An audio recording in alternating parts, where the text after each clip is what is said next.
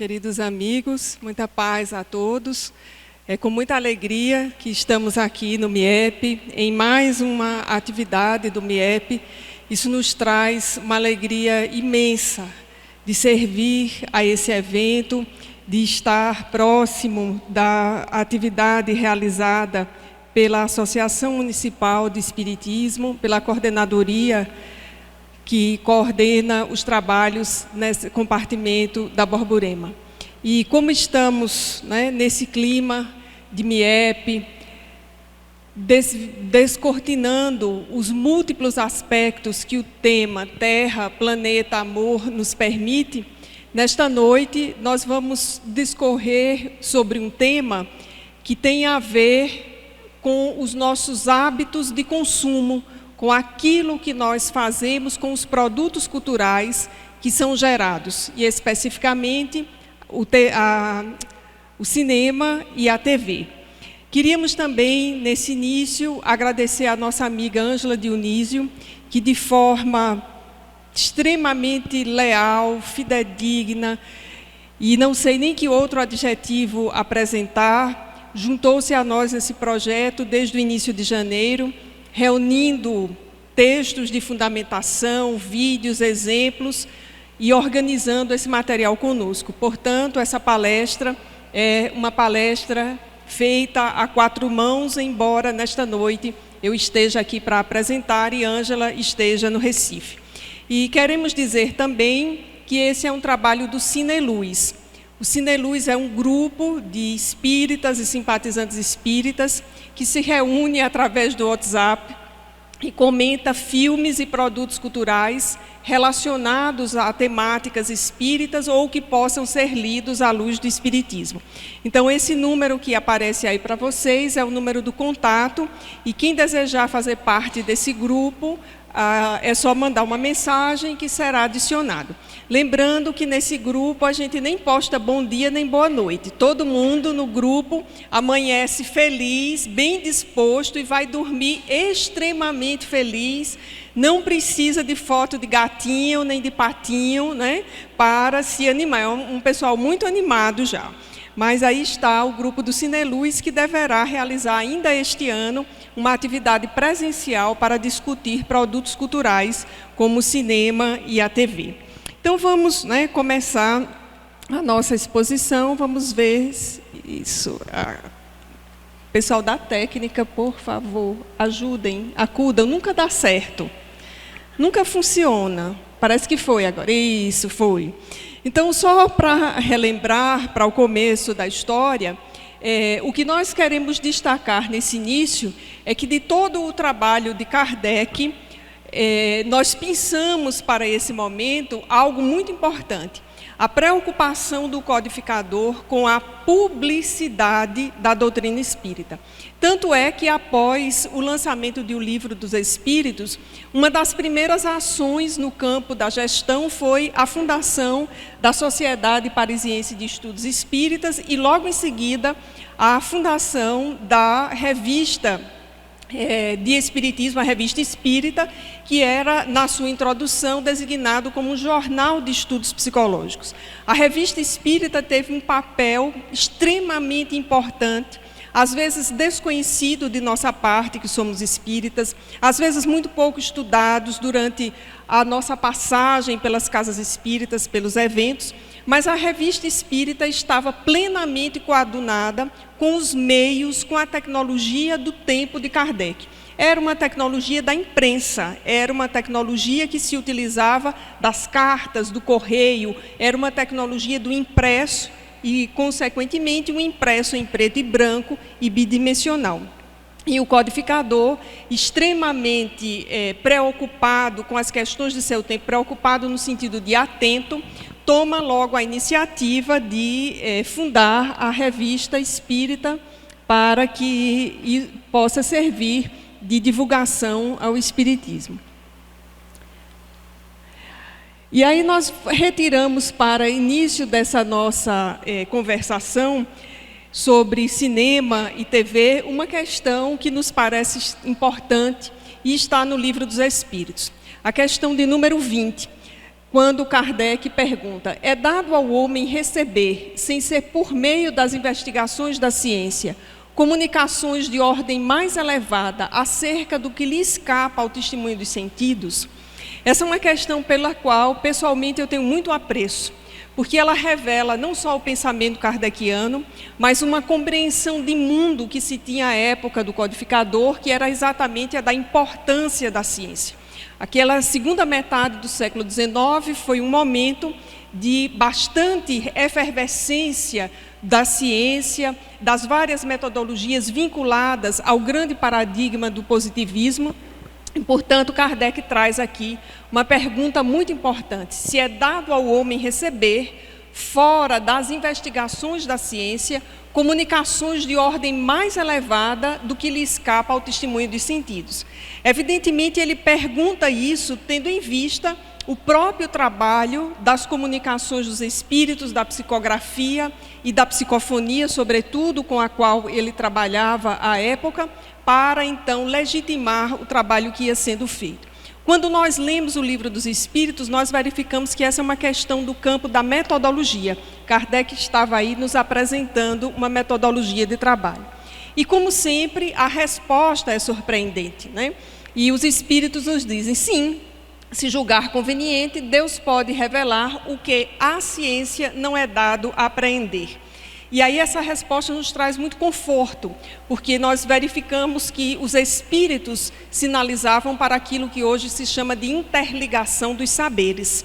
O conhecimento não vem apenas pela ciência, mas ele vem também pela arte, ele vem também pela sensibilidade mediúnica, ele vem pela própria experiência. O conhecimento, na verdade, é uma amálgama de diferentes fontes, e nós encontramos isso em O Livro dos Espíritos, nos afirmando que, quando Deus permite que outros meios se manifestem, que são importantes para que a humanidade avance além da ciência, esses meios são mobilizados.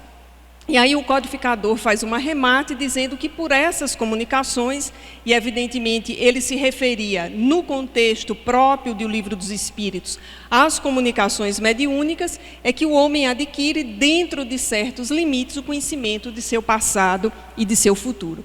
Então nós observamos no próprio Livro dos Espíritos Allan Kardec com esse trabalho relativo aos conhecimentos, à integração de saberes. Mais adiante, na questão 898, nós fizemos esse destaque a partir de uma publicação que saiu em O Reformador, em que nós destacamos que todo conhecimento é útil. Nesse ponto de O Livro dos Espíritos, Kardec estava mais uma vez dialogando com os espíritos acerca da importância dos conhecimentos científicos e, como dissemos, vivendo intensamente aquela segunda metade do século XIX. E aí ele vai perguntar aos espíritos se, sendo a vida corpórea apenas uma estada temporária neste mundo e devendo o futuro constituir objeto de nossa principal preocupação, será útil nos esforçarmos por adquirir conhecimentos científicos que só digam respeito às coisas e necessidades materiais? Confesso a vocês que, relendo essa pergunta, eu fiquei pensando nos meus alunos que não têm muita coragem para estudar. Provavelmente, se eles vissem essa pergunta, eles iriam torcer para que a resposta fosse negativa, porque aí eles ficariam ali no básico, né, sem precisar avançar muita coisa, sem precisar ir adiante, né? E aí Kardec tem essa preocupação. Bom, se o grande foco da existência é o futuro, é o processo evolutivo, futuro no sentido do processo evolutivo, então que utilidade há em nos esforçarmos para adquirir conhecimentos científicos? E aí poderíamos aqui ousadamente colocar um parêntese, né, que são ultrapassáveis, que ficam limitados porque a ciência evolui de forma cumulativa. Então, há algum interesse em nos dedicarmos a esse tipo de conhecimento? E aí, da resposta, nós vamos destacar o início, o sem dúvida, que é uma confirmação, e o que está em amarelo nesse slide. Quando os espíritos dizem: nenhum conhecimento é inútil, todos mais ou menos contribuem para o progresso, porque o espírito, para ser perfeito, tem que saber tudo, e porque, cumprindo o que o progresso se efetue em todos os sentidos, todas as ideias adquiridas ajudam o desenvolvimento do espírito. Essa resposta para esse trabalho que fizemos sobre as relações entre espiritismo, cinema e televisão, ela foi um achado, uma preciosidade, porque, não obstante as telenovelas sejam um grande produto, ou talvez, como dizem os sociólogos, o grande produto latino-americano, porque reflete muito a realidade latino-americana, há no Brasil muito preconceito ainda em relação às telenovelas.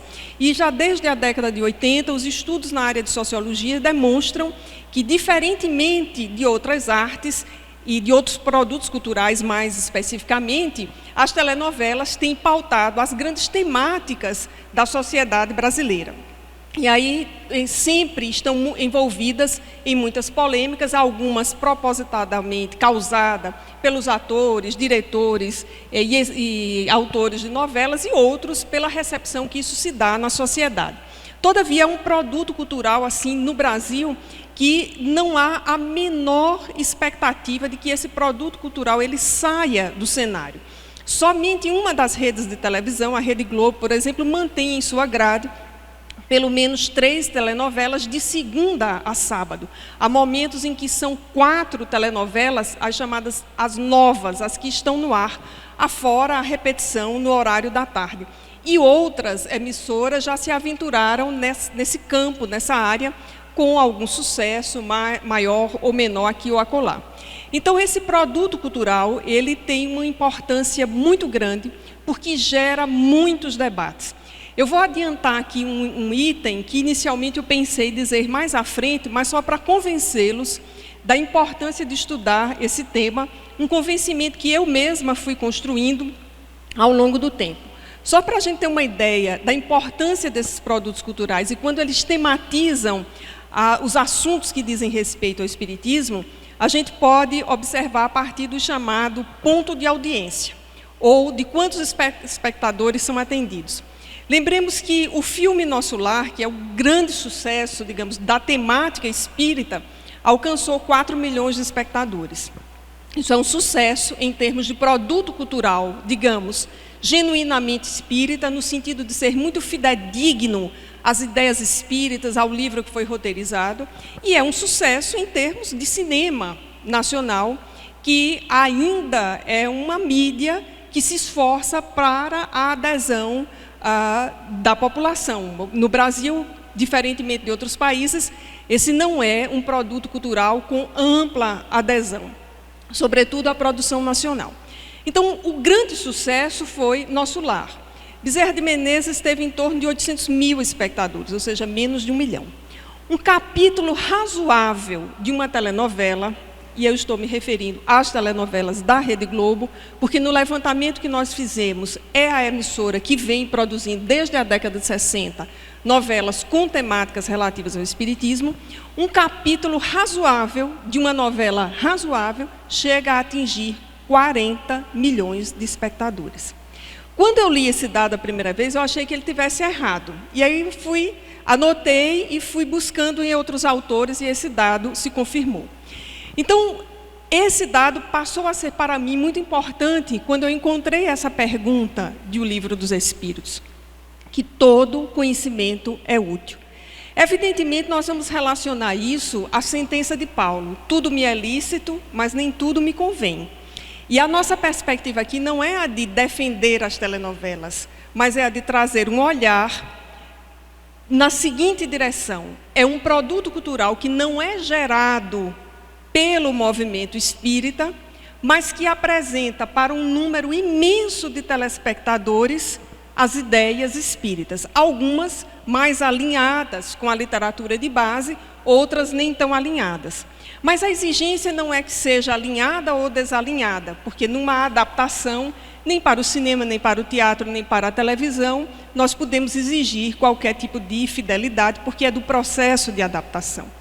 O que nos chama a atenção é como esse conhecimento que fala sobre espiritismo chega a um número tão grande de pessoas que não é atingido pelos produtos, digamos, genuinamente espíritas, que estão relacionados à literatura impressa. esse é um número muito maior do que mesmo as visualizações que tenham atingido os maiores recordes de palestras dos principais expositores espíritas no YouTube. Então, é algo assim para a gente passar a refletir o que é que aparece nessas telenovelas e a quem atinge. E para a gente ficar ainda mais surpreso, pelo menos para mim e para a Ângela, foi quando nós começamos a observar, a partir dos textos que nós levantamos, as telenovelas que são vendidas para o exterior. Não apenas para a comunidade brasileira nos Estados Unidos, nem em Portugal, mas para a comunidade hispânica nos Estados Unidos, toda a América Latina, países da África, da Ásia e cada vez mais países do leste europeu. Então vejamos que é um produto cultural genuinamente brasileiro. A partir da década de 60, há toda uma história de como esse produto foi se profissionalizando e que apresenta ideias espíritas. Algumas telenovelas apresentam assim, toda a temática em torno do espiritismo e já se observa que aqui e acolá, mesmo quando a novela não apresenta toda a temática, há novelas que colocam um núcleo com alguma vinculação com temas relacionados à mediunidade, como, por exemplo, a atual novela que está passando a partir das 9 horas, O Outro Lado do Paraíso. A trama toda é sobre vingança, é um maniqueísmo extremo, a relação bem e mal, e aí, no meio da novela, tem uma médium que diz ouvir vozes. Né? E são exatamente as aparições desse núcleo, em torno dessa médium, que geram também muita audiência para essa novela. Então, voltando aqui para a preocupação de Kardec, nós vamos observar no projeto de 1868, que está em obras póstumas, a defesa de 2 pontos, além de outros que estão lá. Nós separamos os 2 pontos que diziam respeito ao nosso trabalho. O primeiro ponto deles é o estabelecimento teórico da doutrina. Kardec tinha uma preocupação muito intensa com isso e esforçou-se para que esse estabelecimento teórico ocorresse. Toda uma metodologia bastante descrita em O Livro dos Médiuns, os textos subsidiários na Revista Espírita, toda a obra que ele foi escrevendo em paralelo a isso, como Iniciação ao Espiritismo, o que é o Espiritismo, e os meios de popularizar a doutrina.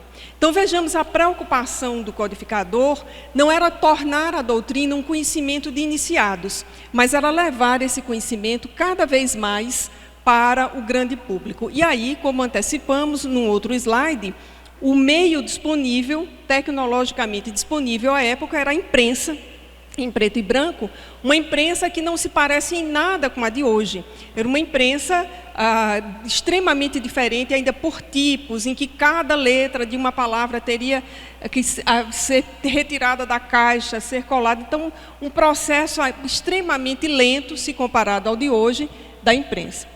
Então, Kardec faz essa defesa para o desenvolvimento da revista espírita, né? Aumentando o número de páginas, né? Então, ele tinha uma comunidade de leitores. Depois, a ideia de agregar-se um redator remunerado, ou seja, não era uma atividade para ser feita no improviso, nem de boa vontade, mas ter uma qualidade técnica.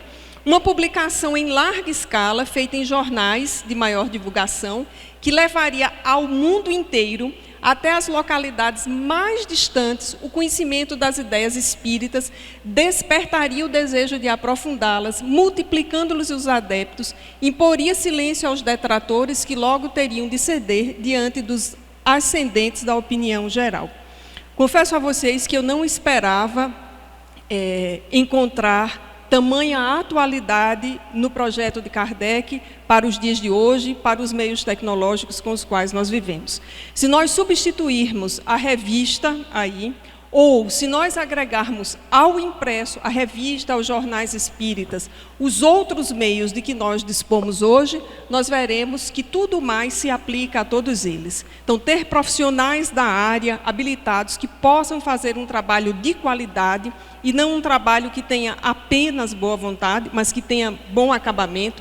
Publicidade em larga escala, fazer chegar ao mundo inteiro porque somente a difusão das ideias espíritas é que poderá contribuir para diminuir o número de detratores que, na verdade, estão vinculados à resposta da questão 799 do Livro dos Espíritos. Qual é o grande objetivo do Espiritismo? Combater o materialismo é a resposta. Então, nós vemos que ainda hoje os detratores do Espiritismo se vinculam a esse paradigma materialista, negar as ideias de reencarnação, de mediunidade e todas as demais, enfim, para nos manterem na ignorância. Então, nós verificamos que no projeto de Kardec de 1868, aliás, essa ideia do estabelecimento teórico e dos meios para popularizar a doutrina. E aproveitamos aqui para chamar a atenção para uma das capas da revista Reformador, do ano de 2014, né, chamando a atenção para esse momento da tecnologia da informação e a sua relação com a divulgação do Espiritismo, né? E aí nós vamos entrar agora, feito esse preâmbulo, no nosso tema propriamente dito. Talvez nós pudéssemos ainda argumentar que as relações entre espiritismo e cinema, telenovela e espiritismo e vice-versa, são as mesmas relações que nós observamos na literatura universal, por exemplo. Para quem leu a peça Hamlet de Shakespeare, sabe que lá a discussão central é sobre a comunicabilidade dos espíritos. Ou como aparece na peça, né, o fantasma do Hamlet, o pai do Hamlet, o rei, aparecia aos soldados, aparecia aos filhos. Se nós dermos um salto, a Divina Comédia, é a fonte de discussão da Divina Comédia, é a sobrevivência da alma. A apresentação do céu, do inferno e do purgatório é uma discussão sobre a sobrevivência da alma.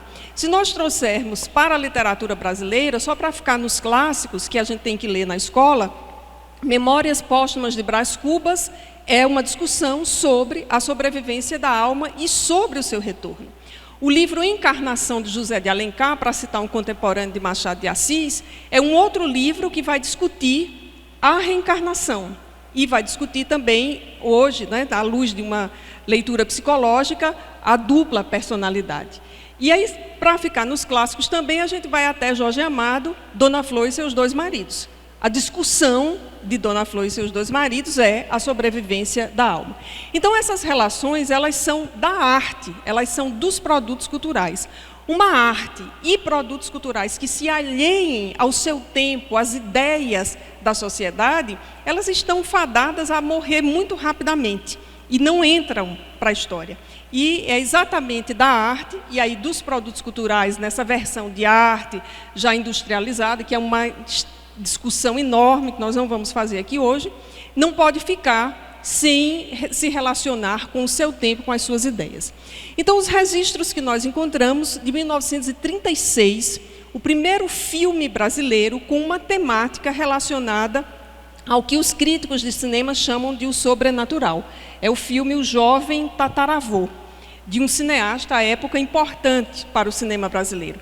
A temática desse filme é a de um personagem central que desencarna em 1838, teria desencarnado em 1838, e a sua família, lidando com a herança, descobre uma caixa que tinha recordações.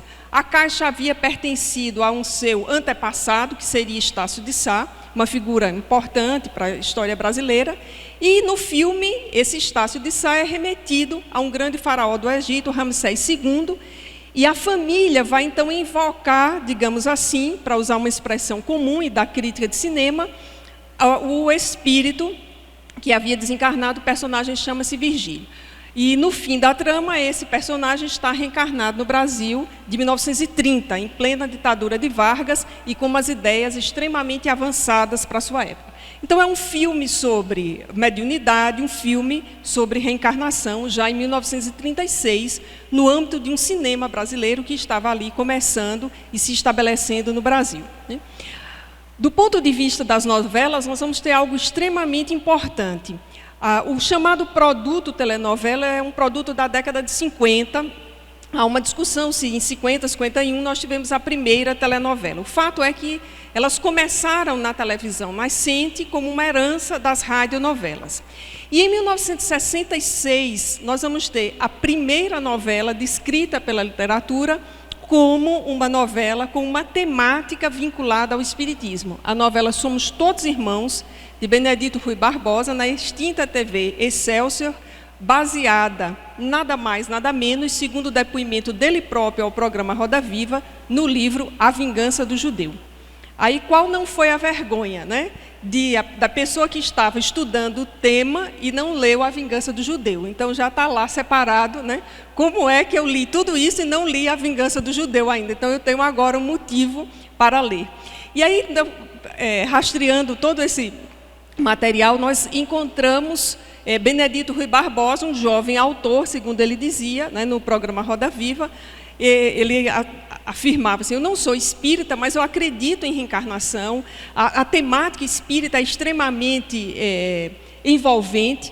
E o romance A Vingança do Judeu é um romance que tem o que se chama um argumento em televisão, uma ideia central, fundamental para a novela, e esse argumento é o argumento praticamente de toda a telenovela, que é a questão da identidade.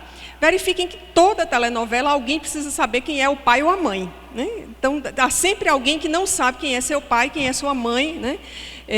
E as novelas ainda ignoram, a maioria delas, exame de DNA. Então, dá sempre um rolo, mas acaba descobrindo quem é o pai ou a mãe. Então, o problema central, se Oscar de Lira estivesse aqui, diria, um problema que vem desde a Grécia Antiga, é o problema da identidade, né? Quem é meu pai, quem é minha mãe. E aí somos todos irmãos. Nessa foto antológica de 1966, uma produção que inaugura essa discussão nas telenovelas.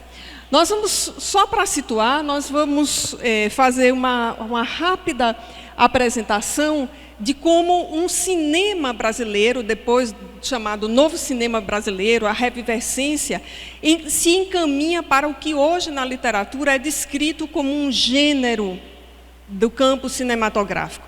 Primeiro, há o que se define como uma esfera de discussão, que é o chamado filme religioso. Então, no campo do filme religioso, cabem as temáticas espíritas, católicas, evangélicas. Não é à toa que o filme Os 10 Mandamentos, que vocês devem ter acompanhado recentemente, né, fez tanto sucesso no Brasil. Esse é o chamado campo do filme religioso. Dentro do campo do filme religioso, nós temos os chamados filmes espíritas, ou gênero espírita, que os críticos de cinema unanimemente hoje já admitem não tem nada a ver com filme de terror, o que é um grande ganho para nós, porque durante muito tempo os filmes com a temática relativa à sobrevivência da alma, comunicabilidade dos espíritos, reencarnação, eram filmes do gênero terror. Hoje, a crítica de cinema já faz uma diferença. Então, nós temos algo muito importante, que é, nessa revivescência do cinema brasileiro, e aí começa o cinema espírita, a partir dos esforços do pessoal do Ceará, é que esse cinema começa com uma biografia importante, que é exatamente o filme Bezerra de Menezes, Diário de um Espírito, que dá origem a um outro filme, mas de uma repercussão bem menor, que é O Médico dos Pobres, que aparece em 2013.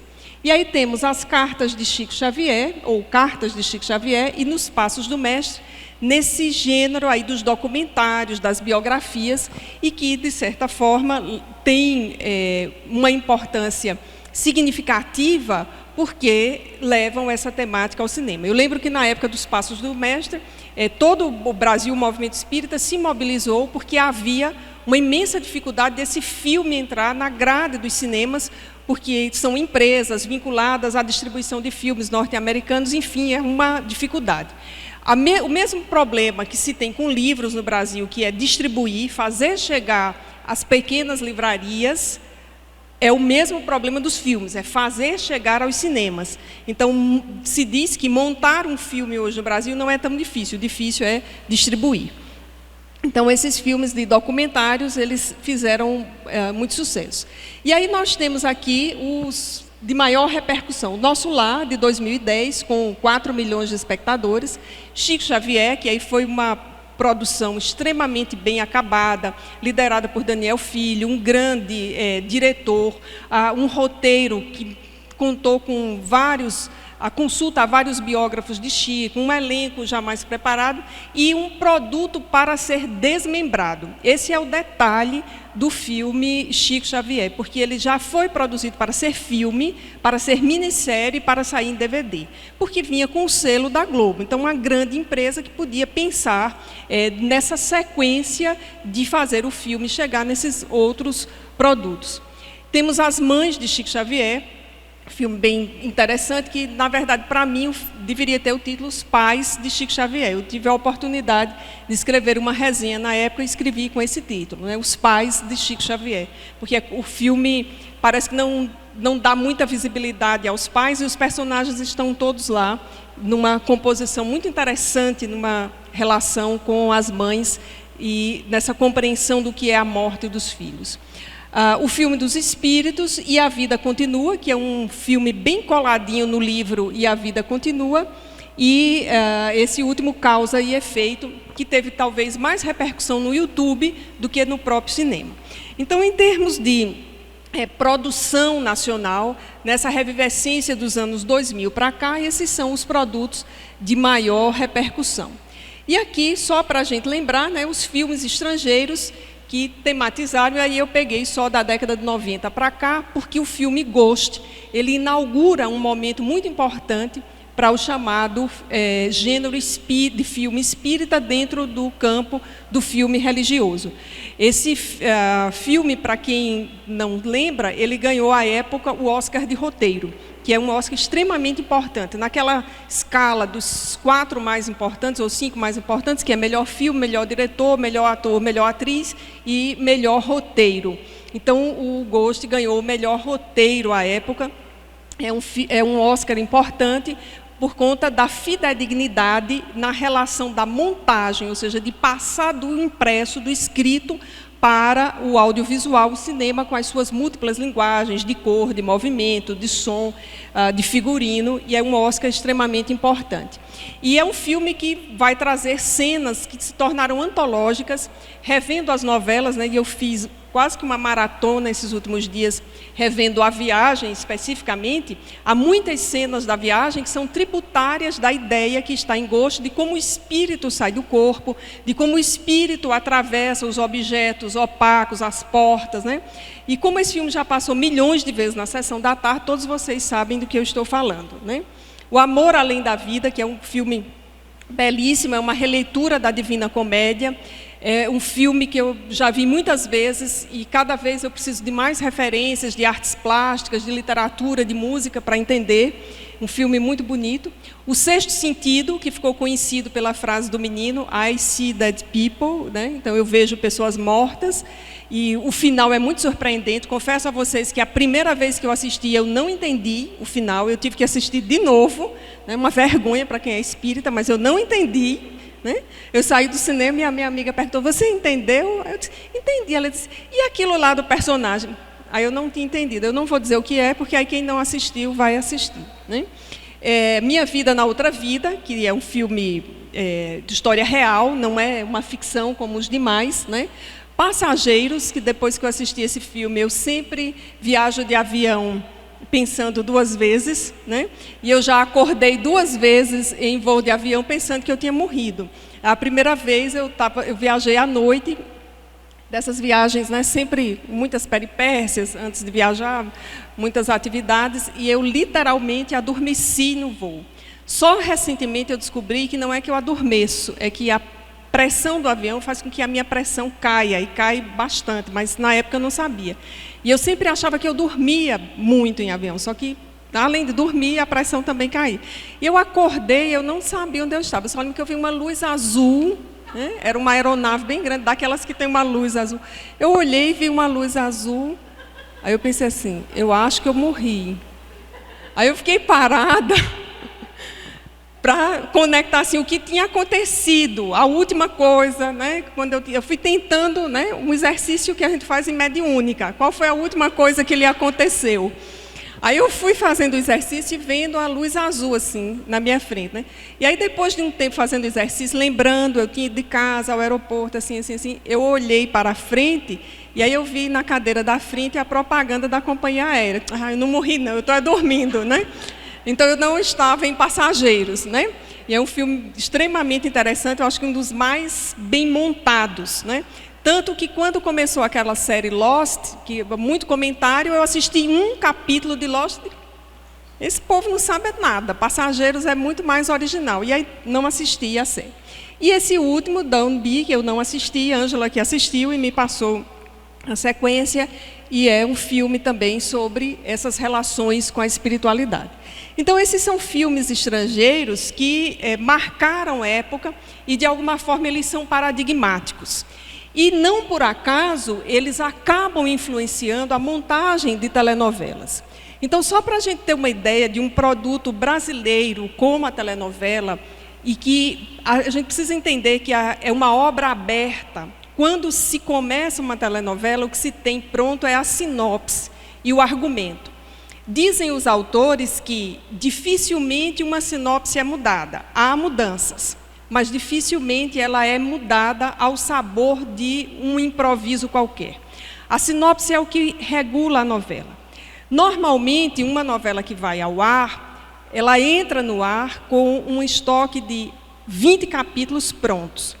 E não se começa hoje a filmar do capítulo 1, porque os atores estão destreinados. Eles começam a filmar do 25, lá para frente, para o 30. Aí depois, quando eles já incorporaram o personagem, eles filmam do 1 ao 10, que é exatamente aquela sequência que vai pegar o telespectador. E aí, se a novela atinge, por exemplo, uma novela das 18 horas, atinge 23 pontos de audiência, ela se mantém e essa sinopse não é mudada. Vamos ter uma ideia do que é ponto de audiência. Ponto de audiência é 1% da população pesquisada. Então, vamos pensar a população de São Paulo, 12 milhões de pessoas. 1%, e aí todo mundo já calcula e começa a entender. Então, uma novela que atinge 23%, ela atinge um número muito grande de telespectadores. E fora, hoje em dia, um número diretamente atingido, tem o que se chama agenda sitting. Agenda sitting são os comentários. E eu vou provar a vocês que isso existe. Nesse auditório aqui, provavelmente, quase ninguém assiste Big Brother, mas sabe o que se desenrola lá. É exatamente, são os comentários, que a gente ouve até onde a gente não quer. Ponto de ônibus, consultório, local de trabalho. A gente não quer saber, mas aquilo chega. Então, com telenovela é assim também. Então, mesmo que a gente não assista, a gente acaba tendo uma ideia do que aqui está em O Outro Lado do Paraíso, por exemplo, né? Ou O Tempo de Amar, ou Deus Salve o Rei, né? Então, a gente acaba sabendo. O outro fator é que esses produtos, eles aparecem em muitas chamadas. Então, mesmo quando a gente não assiste, as chamadas vão contando a história. Essas novelas mais recentes, elas estão mais parecidas com as séries, então as tramas são resolvidas muito mais rápido. Então, às vezes, quando a gente não está acompanhando, dá um trabalhozinho entender quem casou com quem descasou com quem, porque as tramas já se resolveram. Diferentemente de uma novela como A Viagem, em que a trama demorava a se desenvolver, o que a gente chama de as micronarrativas. Então, por exemplo, a micronarrativa da morte de Alexandre, ela demora 4 capítulos, ela aparece em 4, do 39 ao 42 é a morte de Alexandre. E o Outro Lado do Paraíso morre às 9, enterra às 9h15, no outro dia você não sabe mais o que aconteceu, né?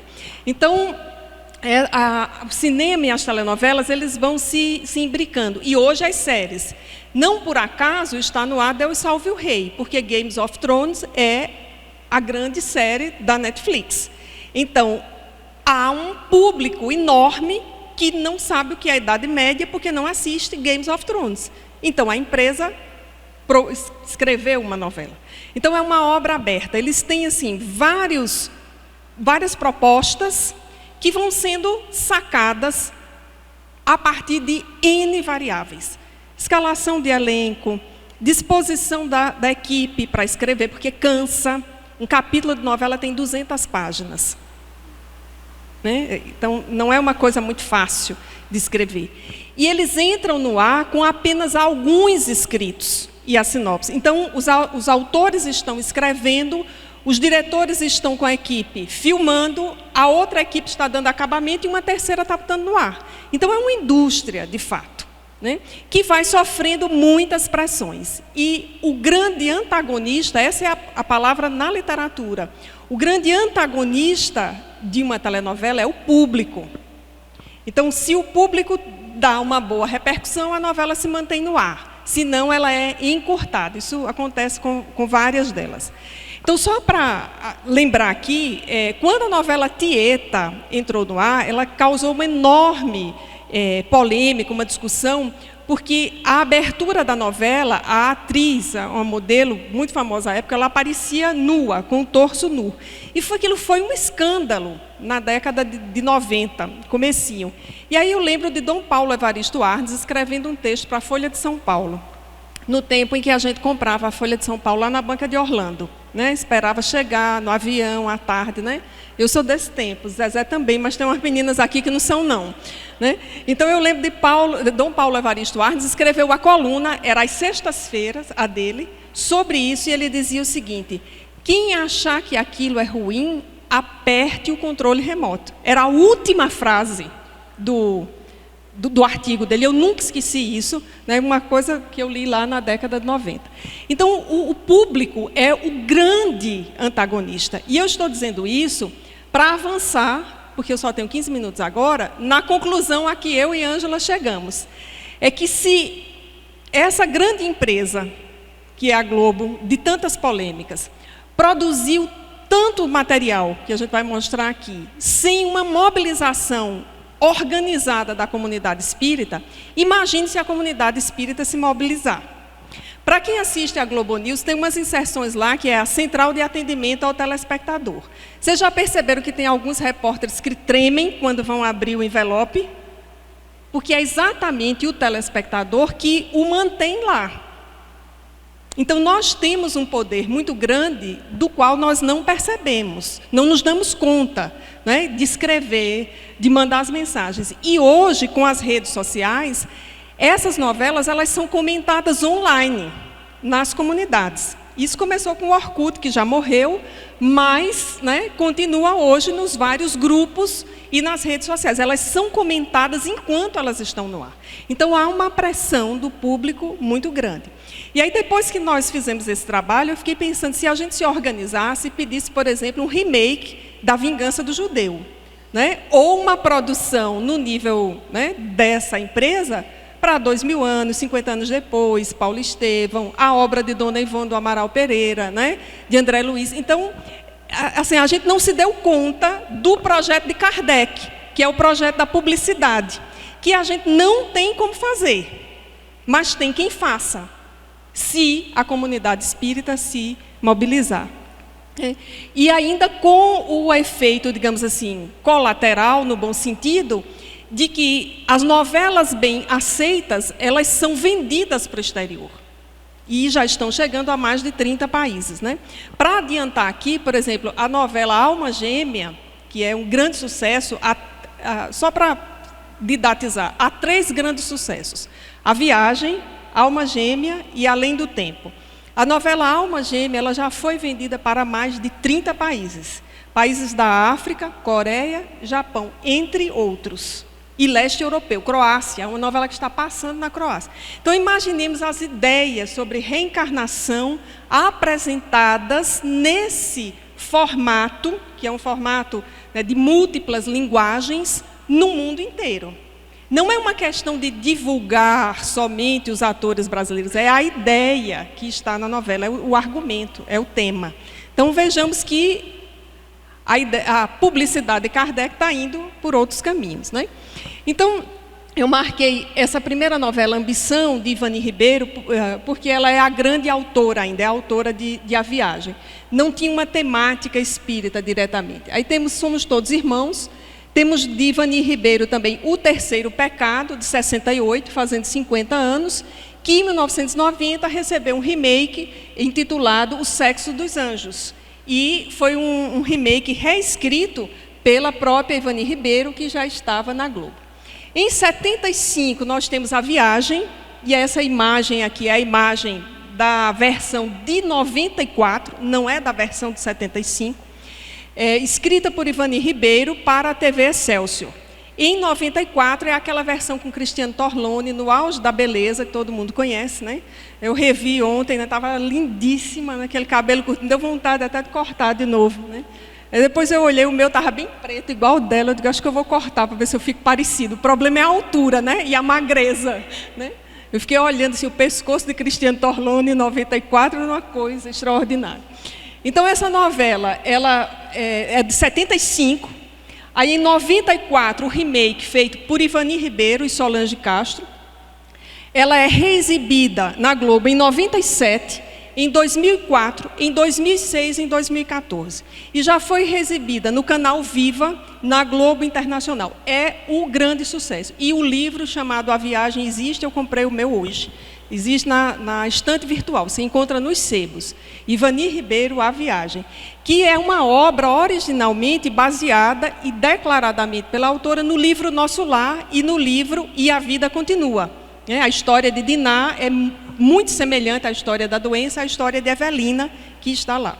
Revendo A Viagem, nessa maratona de capítulos que eu fiz, eu me dei conta de uma outra coisa também. Não é apenas uma novela sobre a morte, porque, inclusive, o título, né, é uma metáfora para a morte, A Viagem. É uma novela sobre autodescobrimento, porque Diná é a personagem descompensada, ela é vilã e mocinha ao mesmo tempo, até que ela descobre que o amor da vida dela não é Theo, né, o marido de quem ela tinha ciúme, né?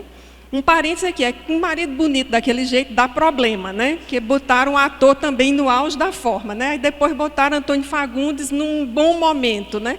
Então, tinha problemas, né? Mas, assim, a grande descoberta da personagem, a sua maturidade, é ela perceber que ela tinha uma família disfuncional. Então, no fundo, é uma novela também sobre autodescobrimento, né? Aí nós temos em 77, também de Ivani Ribeiro, O Profeta, que vai receber um remake em 2006, essa imagem é de 2006, e que já foi exibida com alto índice de audiência em 2013. Em 82, nós temos O Sétimo Sentido, de Janete Claire, é a única dela, que é sobre uma novela sobre paranormalidade, sobre múltiplas personalidades, uma novela, o foco é a mediunidade. Em 96, vejamos que coisa interessante, a gente fazendo essa cronologia. Em 96, Anjo de Mim vai tematizar regressão de memória. É o grande argumento da novela para o personagem central, é a regressão de memória. E as mais recentes, né? 2005, Alma Gêmea, a temática é reencarnação, é um sucesso no Brasil e no exterior. 2007, uma novela polêmica, Páginas da Vida, e aí não é o tema central da novela, é o tema de um personagem, né, uma mãe que desencarna e fica protegendo os filhos gêmeos. 2010, uma minissérie, A Cura, temática mediunidade e reencarnação, muito bem montada essa série, por sinal, muito premiada. 2012, Amor, Eterno Amor. Aí aqui nós estamos com um detalhe que são as novelas das 6 horas. Isso que me chamou a atenção. Essas temáticas da novela inteira, elas aparecem mais nas novelas das 6 horas do que nos outros horários. Isso é muito interessante, porque é um horário em que as pessoas estão chegando em casa, as crianças ainda estão acordadas, está servindo o jantar. São as novelas leves, porque elas têm que ser para 7 a 70. Então, assistem as crianças, assistem os avós, e veja que é um produto que vai chegando desde a infância. Então, Eterno Amor, Joia Rara, também foi das 6 horas, já de Thelma Rachid. Amor à Vida, Valci Carrasco, uma novela às 21 horas, e não era o tema todo, era de um personagem, uma noiva que morre e fica aparecendo para o noivo. Além do Tempo, foi um grande sucesso. E é também paradigmática, porque do ponto de vista tecnológico, é uma novela com muitos recursos. Mas o mais importante para nós espíritas é que, em Além do Tempo, nós vamos ter pela primeira vez de forma mais coerente com a literatura espírita os conceitos de desencarnação e reencarnação. Porque os personagens centrais desencarnam, a montagem para o telespectador dá a diferença de 150 anos e eles reencarnam, diferentemente de Alma Gêmea, que está no slide anterior, que no momento em que o personagem central, que é Luna, desencarna, nos primeiros capítulos, acho que no capítulo 2 ou 3, é muito no comecinho, e imediatamente reencarna na verdade, assim, entra num outro corpo que está nascendo. Aí era uma pianista que reencarna como uma índia que está num lugar bem afastado. Então, o conceito não está bem apresentado, mas em Além do Tempo, sim. Aí nós temos uma noção clara e bem colocada de reencarnação e desencarnação. E, em 2015, Alto Astral, uma novela das 19 horas, uma novela extremamente bem escrita, com esse viés mesmo do alto astral, e os espíritos que aparecem não são para assombrar, são para ajudar. Então é uma outra leitura que já aparece, demonstrando a receptividade desse tema pela população brasileira inicialmente e na sequência, né, nos vários países em que são vendidos. Nós só conseguimos essas imagens da primeira versão de A Viagem. São imagens, nós não conseguimos melhorar a resolução nessa última semana. E temos aqui essa outra imagem interessante, esse ar, né, subindo, né, uma novela assim, com uns detalhes que a gente pinça muito bem. E num depoimento que eu assisti do Wolf Maia, o diretor praticamente estreante à época, ele disse que foi o grande trabalho da vida dele. Praticamente começando como diretor e espírita, e ele diz, eu sou kardecista, no depoimento que ele dá para o Memória Globo, e ele diz que foi o grande trabalho da vida dele, num momento em que os recursos cinematográficos para a televisão eram bem poucos, né? Bom, e aí como a gente tem só 5 minutos, eu vou fazer um resumo de alguns vídeos que nós iríamos apresentar. Esse primeiro vídeo é da novela A Viagem, nessa versão de 94, e os recursos cinematográficos da novela, né, ou televisuais, melhor dizendo, exploravam muito a aparição dos espíritos. Então, para quem lembra, o espírito Alexandre, grande parte da novela com a camisa preta. Era um personagem que não dava trabalho no figurino, que era uma camisa do Steve Jobs, né, gola alta, preta, manga comprida. Exatamente assim, a leitura de como os espíritos aparecem. Revisando isso, eu fiquei com vontade de dizer, olha, faltou a leitura Devassando Invisível, capítulo 2, de Ivone Pereira. Mas, enfim, eram os recursos que eles tinham, lembrei do nosso estudo de sexta-feira. Mas o Alexandre, que é o espírito que desencarna primeiro, porque depois desencarna Diná, depois desencarna Otávio, depois desencarna a mãe dela. Bom, em A Viagem, quase o elenco todo, né, desencarnou. E a novela é muito inovadora, porque os personagens centrais morrem e continuam na novela, que é o Alexandre, a Diná, Otávio e a mãe dela, né? E aí se explora muito a aparição dos espíritos. A morte de Luna e o nascimento de Serena, eu fiz uma alusão rápida. O desencarne e o reencarne de Lívia, essas imagens são lindas para serem revisadas, só agora que eu fui revisar. Tem uma relação muito bonita, o desencarne se dá numas montanhas, e há um momento da imagem que eles ficam muito pequenos. Aí passa aquela ideia de como a vida é grande e como nós somos pequenos. Depois eles caem na água, que é a metáfora da morte e da vida, né? Muito bem trabalhado a mensagem de Jesus, é preciso renascer da água e do Espírito. Então a cena, os personagens caem na água, foi uma sacada genial dos diretores, né? E nós temos também, da novela Alto Astral, várias cenas da comunicabilidade e da intervenção dos espíritos. Esses seriam alguns vídeos que nós iríamos passar, mas para aproveitar melhor o tempo, vamos adiantar aqui. Dizendo tudo isso, afinal de contas, o que é que tudo isso tem a ver com um evento espírita e com o MIEP, né? Primeiro, lembrar a parábola do joio e do trigo de Jesus. Porque a perspectiva não é dizer que as novelas todas são trigo, é dizer que entre elas há joio e há trigo. Nós precisamos saber o que ver, o que destacar, o que comentar. E aí a grande responsabilidade hoje que eu vejo para nós todos que somos telespectadores e que somos espíritas. Me dei conta que eu nunca escrevi comentando novela alguma, né? Já escrevi carta para outras outros meios de publicação, mas nunca para comentar nenhuma novela. E aí a ideia de que, se articulados, nós podemos fazer com que esses produtos apareçam mais recorrentemente e talvez, com certeza, em melhor qualidade. A questão do Livro dos Espíritos, né? Por onde vem o conhecimento? Pelos vários caminhos que Deus permite.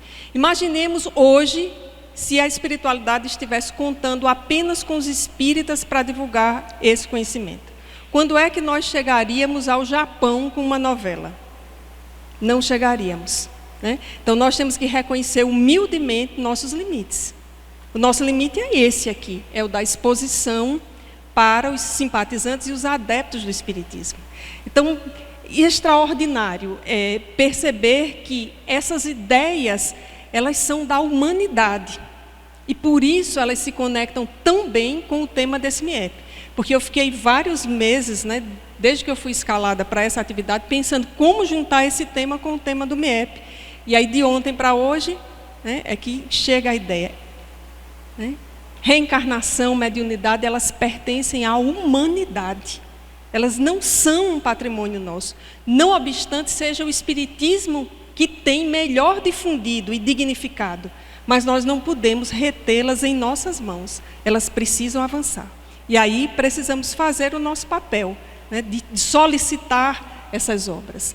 E a citação de Paulo, que já trouxemos aqui: tudo me é lícito, mas nem tudo me convém. Tudo me é permitido, mas eu não deixarei que nada me domine. Porque aí também não é aquela noção de nós nos alienarmos da literatura espírita, achando que essa é a melhor literatura, né? Essa é uma outra literatura com uma outra finalidade, que é sobretudo a de entretenimento. A finalidade da literatura espírita é informação e esclarecimento, além de consolação. Então, só para a gente concluir, nós tínhamos um clipe do depoimento do elenco da viagem, mas nós vamos preferir fazer uma outra coisa, é tocar o tema central da novela Viagem, né, na versão de roupa nova, que eu acho que mexe mais com a emoção de todos nós que estamos aqui. Então, eu vou pedir para Leandro ativar o clipe, né? É sempre assim, eu sou a médium que Kardec não catalogou. Nova bem novinha, né? Porque todos eles já estão bem mais velhos. Bom, gente, então era isso. E agradecer imensamente mesmo, o fato de vocês terem vindo ouvir essa exposição. Muito obrigada.